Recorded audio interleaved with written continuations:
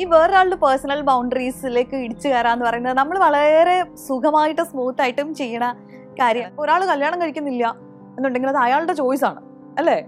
ചിലപ്പോൾ അയാൾക്ക് പുറത്ത് പറയാൻ പറ്റാത്ത എന്തെങ്കിലുമൊക്കെ റീസൺസ് ഉണ്ടാവും അയാൾ കല്യാണം കഴിക്കാത്തതിന്. പക്ഷെ നമ്മളിത് ഒരൊറ്റ ബേസിൽ നമ്മളിത് കാണുള്ളൂ. അവനല്ലെങ്കിൽ അവർക്ക് എന്തോ കുഴപ്പമുണ്ട്, അല്ലെങ്കിൽ വേറെ റിലേഷൻഷിപ്പ് പ്രശ്നങ്ങളുണ്ട് എന്നുള്ള. അല്ലാതെ അവർക്ക് അവരുടേതായിട്ടുള്ള 100,000 റീസൺസ് ഉണ്ടായിരിക്കും അവരൊരു പാർട്ട്ണറിനെ വേണ്ട എന്ന് വെക്കുന്നതിൽ. ഇത്തരം കാര്യങ്ങളിലൊന്നും ഒരു ഡിസിഷൻ എടുക്കാൻ സൊസൈറ്റി സമ്മതിക്കില്ല. കാരണം നമ്മളൊരു ഫ്രെയിം വർക്ക് ഉണ്ടാക്കിയിട്ടുണ്ട്. ഇത്ര വയസ്സിൽ കല്യാണം കഴിക്കണം, ഇത്ര വയസ്സിനുള്ളിൽ ജോലി വേണം, ഇത്ര വയസ്സിനുള്ളിൽ വീട് വെച്ചിട്ടുണ്ടാവണം, ഇത്ര വയസ്സിനുള്ള ആദ്യത്തെ കുട്ടി വേണം, ഇത്ര വയസ്സിനുള്ള രണ്ടാമത്തെ കുട്ടി വേണം. ഇത് സൊസൈറ്റി ഒരു ഫ്രെയിം വർക്ക് സെറ്റ് ചെയ്തിട്ടുണ്ട്. പക്ഷെ പ്രശ്നം എന്ന് വെച്ചാൽ എല്ലാവരും ഈ ഫ്രെയിമിൽ ഫിറ്റ് ആവുന്ന ആൾക്കാരല്ല അല്ലേ? ഇത് മെജോറിറ്റിക്ക് വേണ്ടിയിട്ടുള്ള ഫ്രെയിം വർക്ക് ആണെന്ന് പറഞ്ഞാൽ പിന്നെ ഓക്കെയാണ്. പക്ഷെ ഇത് എല്ലാവർക്കും ഉള്ള ഫ്രെയിം വർക്ക് അല്ല. എല്ലാവരും ഈ ചട്ടക്കൂട്ടിൽ നമ്മൾ ഒരേ ചട്ടക്കൂട്ടിൽ എല്ലാവരെയും പിടിച്ചിടാൻ നോക്കുമ്പോഴാണ് പ്രശ്നങ്ങൾ ഉണ്ടാവുന്നത്.